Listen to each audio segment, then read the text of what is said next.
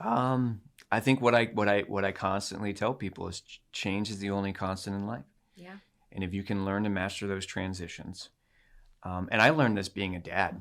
I have this project that I do with my family, and it could easily translate into the business world. But um, transitions for me started about 7 years ago, about 6 years ago. Mm-hmm. We were moving from one year to the next year, and it had been a relatively difficult year for my family and my kids. And knowing how hard it had been, I didn't want them to look back at that year and only focus on how hard it had been. Mm-hmm. And I didn't want them moving forward without an understanding of where we were at. So I took my kids into my living room and I got a big whiteboard. I love that. And we wrote the year on, and I said, okay, let's talk about the good, bad, the ugly, the fun. What did we do? And so we sat for like an hour. Oh, this was hard. This was hard. This was great. This was fun. This was terrible.